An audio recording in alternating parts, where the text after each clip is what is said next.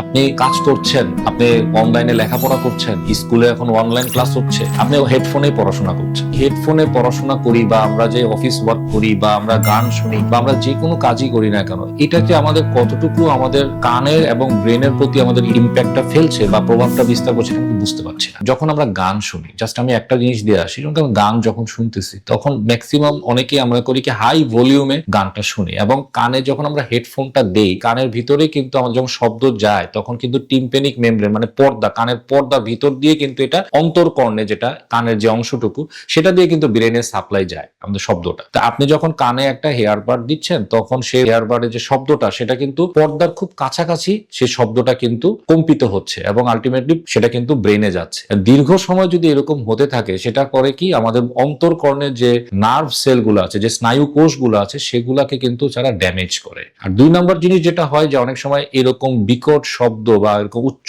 শব্দে আমাদের কিন্তু পর্দাটাও কি হতে পারে, ছিঁড়ে যেতে পারে, পর্দাটা ফেটে যেতে পারে। আপনারা চেষ্টা করবেন যতটুকু আপনার কাজের জন্য প্রয়োজন ততটুকুই আপনি শুধু হেডফোনটা ব্যবহার করবেন। এর বেশি অতিরিক্ত পরিমাণে হেডফোন ব্যবহার করলে আপনার এই জটিলতাগুলো হতে পারে। এখানে আসলে একটু কনসেপ্টে ভুল আছে আমার কাছে যেটা মনে হয়। আসলে কানে পানি ঢুকে কখন এটা আমাকে আগে বুঝতে হবে। আমাদের কানের ভিতরে কানের তো তিনটা পার্ট আছে, একটা হচ্ছে বহিকর্ণ, একটা হচ্ছে মধ্যকর্ণ, একটা হচ্ছে অন্তঃকর্ণ। তো বহিকর্ণ এবং মধ্যকর্ণের মাঝেই কিন্তু কানের পর্দাটা থাকে। যাদের এই কানের পর্দাটা ভালো থাকে, ইনট্যাক্ট থাকে, তাদের কিন্তু কানের ভিতরে পানি ঢুকে যাওয়ার কোনো রাস্তা নেই। দুই নাম্বার হচ্ছে যদি কারো যদি কানে যদি পর্দায় যদি ছিদ্র থাকে বা কানে দিয়ে যদি কোনো ইনফেকশনের কারণে পূর্বে তার কানে পর্দা ফুটা হয়ে গিয়েছে এরকম যদি কোনো হিস্ট্রি থাকে, তার কানের ভিতরে পানি ঢুকে যাওয়ার অবশ্যই একটা সম্ভাবনা আছে। আমরা অনেকে দেখা যাচ্ছে যে পুকুরে গোসল করছে, অত দেখা যাচ্ছে যে তার ডুব দিয়ে গোসল করছে। তো সেই ক্ষেত্রে তখন দেখা যাচ্ছে এই ময়লা পানিটা যখন কানে ঢুকে যায়